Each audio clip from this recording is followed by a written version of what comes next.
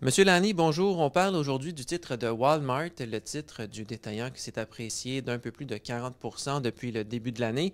Et on fait beaucoup de comparatifs avec Amazon parce que ce sont les ventes en ligne qui ont aidé le titre à enregistrer cette progression-là cette année. Est-ce que vous pouvez nous expliquer un petit peu c'est quoi justement, dans quelle proportion les ventes en ligne ont contribué à la valorisation du titre de Walmart cette année?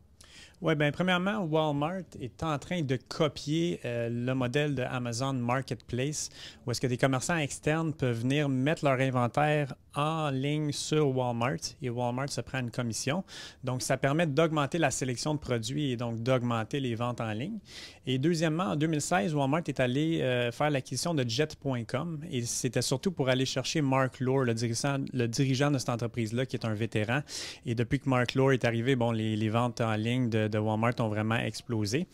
Et puis, donc, Jet.com s'adresse plus à des millennials. Walmart l'opère comme site Internet distinct. Walmart.com s'adresse plus à la masse. Mais si les ventes accélèrent, est-ce qu'on peut penser qu'un jour Walmart pourrait rattraper Amazon du côté des ventes en ligne? On pense que ça va être très, très difficile. Premièrement, Amazon a environ 10 à 15 fois le volume de ventes en ligne de Walmart et s'apprécie de 25 là, les ventes d'Amazon.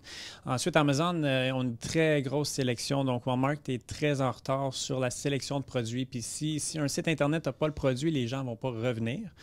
Ensuite, ce qu'Amazon a fait en 2006, c'est qu'ils ont ouvert tout leur réseau de logistique à leurs commerçants. Donc, le commerçant peut stocker sa marchandise chez Amazon et la faire livrer par Amazon, ce que Walmart ne fait pas. Et en plus, on voit Amazon, là, ils ont le programme Prime qui fidélise les consommateurs, les garde captifs dans leur écosystème. Alors, ça va être très difficile. Et il y a un secteur où Walmart se démarque peut-être un peu par rapport à Amazon, c'est du côté de l'épicerie, malgré qu'Amazon commence à vendre des produits avec Amazon Fresh, donc des produits frais, comme le nom de la marque l'indique. Est-ce que c'est une menace, ça, pour Walmart, le fait qu'Amazon commence à vendre des produits frais? Alors, Walmart tire à peu près 56 de leurs revenus de la nourriture, mais s'il y a une catégorie où est-ce qu'ils peuvent au moins se défendre, on pense que c'est la nourriture fraîche parce qu'il faut vraiment un réseau de magasins pour desservir la population. On pense que la nourriture va quand même rester là, quelque chose qu'on achète en magasin parce qu'on ne veut pas que ça soit livré 2 jours plus tard. On veut vraiment voir la nourriture avant de l'acheter.